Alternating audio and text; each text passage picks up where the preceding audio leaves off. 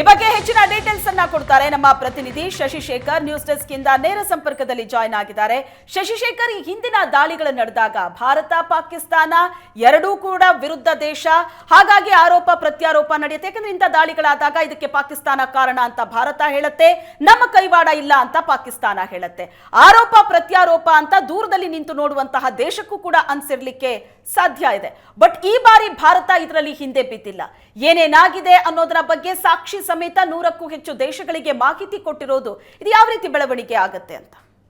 ಶ್ವೇತಾ, ಈಗಾಗಲೇ ಪ್ರಧಾನಿ ನರೇಂದ್ರ ಮೋದಿ ಸ್ಪಷ್ಟಪಡಿಸಿದ್ದಾರೆ, ಉಗ್ರರು ಮತ್ತು ಉಗ್ರರ ಈ ದಾಳಿಗೆ ಸಂಚು ರೂಪಿಸಿದವರ ವಿರುದ್ಧ ಕ್ರಮವನ್ನು ತೆಗೆದುಕೊಳ್ತೀನಿ, ಅವರು ನಿರೀಕ್ಷೆ ಮಾಡಲಾಗದಂಥ ಕ್ರಮವನ್ನು ನಾವು ತೆಗೆದುಕೊಳ್ತೀವಿ ಅಂತ ಬಹಿರಂಗವಾಗಿ ಎಚ್ಚರಿಕೆಯನ್ನು ಕೊಟ್ಟಿದ್ದಾರೆ. ಇದಾದ ನಂತರ ಭಾರತದ ವಿದೇಶಾಂಗ ಇಲಾಖೆ 100ಕ್ಕೂ ಹೆಚ್ಚು ಪ್ರಮುಖ ದೇಶಗಳ ರಾಜತಾಂತ್ರಿಕರನ್ನು ನವದೆಹಲಿಯ ನಾರ್ತ್ ಬ್ಲಾಕ್ನ ತಮ್ಮ ಕಚೇರಿಗೆ ಕರೆಸಿಕೊಂಡು ಅವರಿಗೆ ಎಕ್ಸ್ಪ್ಲೈನ್ ಮಾಡಿದ್ದಾರೆ.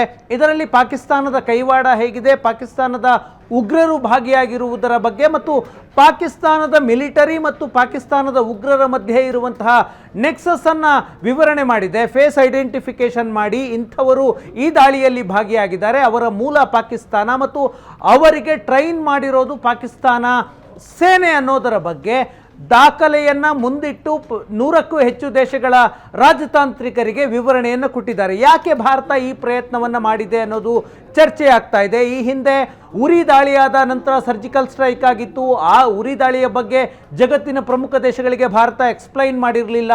ಪುಲ್ವಾಮಾ ದಾಳಿ ಆಯಿತು. ಪುಲ್ವಾಮಾ ದಾಳಿಯಾದ ನಂತರವೂ ಕೂಡ ಹೀಗೆ ರಾಜತಾಂತ್ರಿಕರನ್ನು ಕರೆಸಿ ಪಾಕಿಸ್ತಾನದ ಕೈವಾಡದ ಬಗ್ಗೆ ಭಾರತ ಎಕ್ಸ್ಪ್ಲೈನ್ ಮಾಡಿರಲಿಲ್ಲ. ಯಾಕೆ ಈ ರೀತಿಯ ಪ್ರಯತ್ನ ಈ ಬಾರಿ ಆಗ್ತಾ ಇದೆ ಅನ್ನೋದು ಸಹಜವಾಗಿ ಪ್ರಶ್ನೆ ಬರುತ್ತೆ. ಈಗಾಗಲೇ ನರೇಂದ್ರ ಮೋದಿ ಉಗ್ರರ ವಿರುದ್ಧ ಕಾರ್ಯಾಚರಣೆಯ ಸುಳಿವನ್ನು ಕೊಟ್ಟಿದ್ದಾರೆ.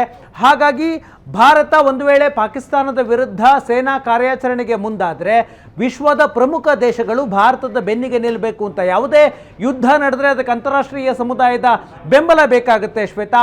ಆ ಕಾರಣದಿಂದಾಗಿ ಸೇನಾ ಕಾರ್ಯಾಚರಣೆ ಮಿಲಿಟರಿ ಆಪರೇಷನ್ಗೂ ಮೊದಲು ಪ್ರಮುಖ ದೇಶಗಳ ವಿಶ್ವಾಸವನ್ನು ಗಳಿಸುವಂತಹ ಪ್ರಯತ್ನವನ್ನು ಮೋದಿ ಸರ್ಕಾರ ಮಾಡ್ತಾ ಇದೆ.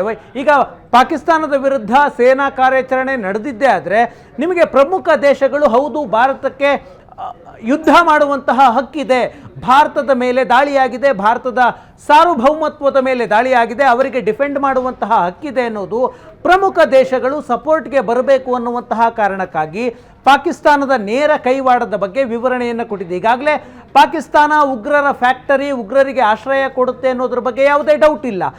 ವಿಶ್ವಸಂಸ್ಥೆ ಅಧಿಕೃತವಾಗಿ ಇವರು ಮೋಸ್ಟ್ ವಾಂಟೆಡ್ ಉಗ್ರರು ಅಂತ ಡೆಸಿಗ್ನೇಟ್ ಮಾಡಿರುವಂತಹ 10ಕ್ಕೂ ಹೆಚ್ಚು ಉಗ್ರರು ಪಾಕಿಸ್ತಾನದಲ್ಲಿದ್ದಾರೆ.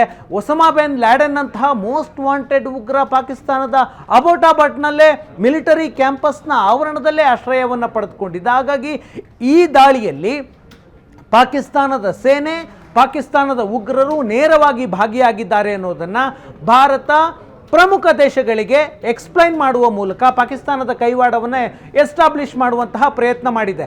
ಯಾವ ದೇಶಗಳಿದ್ದಾವೆ ಅಂತ ನೋಡೋದಕ್ಕೆ ಹೊರಟ್ರೆ ಪ್ರಮುಖವಾಗಿ ಅಮೆರಿಕ. ಈಗಾಗಲೇ ಅಮೆರಿಕ ಹೇಳಿದೆ ಈ ವಿಷಯದಲ್ಲಿ ಭಾರತದ ಬೆನ್ನಿಗೆ ನಿಲ್ತೀವಿ, ಪಾಕಿಸ್ತಾನ ಉಗ್ರರಿಗೆ ಆಶ್ರಯ ಕೊಡ್ತಾ ಇದೆ ಅಂತ ವೈಟ್ ಹೌಸ್ ಹೇಳಿಕೆಯನ್ನು ಬಿಡುಗಡೆ ಮಾಡಿದೆ ಮತ್ತು ಡೊನಾಲ್ಡ್ ಟ್ರಂಪ್ ಟ್ವೀಟ್ ಕೂಡ ಮಾಡಿದ್ದಾರೆ. ಪ್ರಮುಖ ಯುರೋಪಿಯನ್ ದೇಶಗಳಿಗೂ ಕೂಡ ಮಾಹಿತಿಯನ್ನು ಕೊಡಲಾಗಿದೆ. ಬ್ರಿಟನ್, ಜರ್ಮನಿ, ಫ್ರಾನ್ಸ್ ಇವು ಯುರೋಪಿಯನ್ ಯುರೋಪ್ನಲ್ಲಿರುವಂತಹ ಪ್ರಮುಖ ದೇಶಗಳು. ಜರ್ಮನಿ, ಫ್ರಾನ್ಸ್ ಮತ್ತು ಬ್ರಿಟನ್ ಈ 3 ದೇಶಗಳಿಗೆ ಮಾಹಿತಿಯನ್ನು ಕೊಡಲಾಗಿದೆ. ಜೊತೆಗೆ ಚೀನಾದ ರಾಜತಾಂತ್ರಿಕರನ್ನು ಕರೆಸಿ ಅವರಿಗೂ ಕೂಡ ವಿವರಣೆಯನ್ನು ಕೊಡಲಾಗಿದೆ. ಒಂದು ಸಹಜವಾದ ಭಾವನೆ ಇದೆ, ಭಾರತ ಮತ್ತು ಪಾಕಿಸ್ತಾನದ ಮಧ್ಯೆ ಯುದ್ಧ ಆದರೆ ಚೀನಾ ಪಾಕಿಸ್ತಾನದ ಬೆನ್ನಿಗೆ ನಿಲ್ಲುತ್ತೆ ಅಂತ.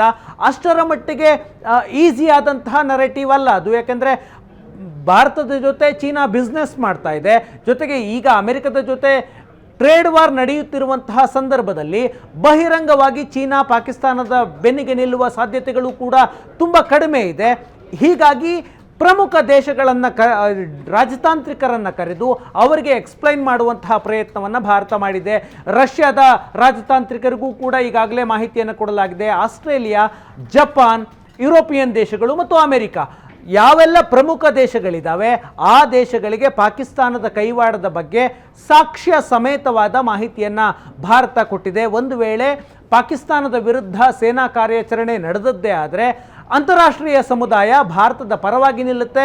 ಈಗ ಯಾವುದೇ ದೇಶಗಳ ಮಧ್ಯೆ ಯುದ್ಧ ಆದರೆ ಮೊದಲಿಗೆ ಎಲ್ಲ ದೇಶಗಳು ಹೇಳೋದೇನು, ಯುದ್ಧ ನಿಲ್ಲಿಸಿ ಮಾತುಕತೆಯನ್ನು ಮಾಡಿ ಅಂತ.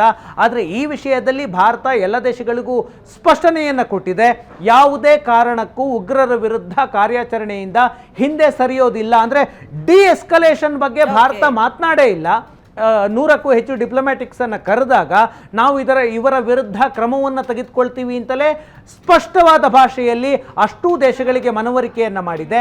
ಹಾಗಾಗಿ ಒಂದು ಅಂತಾರಾಷ್ಟ್ರೀಯ ಬೆಂಬಲವನ್ನು ಗಳಿಸುವಂತಹ ಪ್ರಯತ್ನವನ್ನು ಭಾರತ ಮಾಡ್ತಾ ಇದೆ. Shweta, yes, thank you Shashishekhar.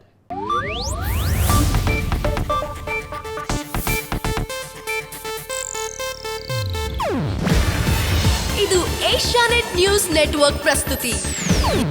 ನೀವು ನೋಡ್ತಿದ್ದೀರಾ ಏಷ್ಯಾನೆಟ್ ಸುವರ್ಣ ನ್ಯೂಸ್.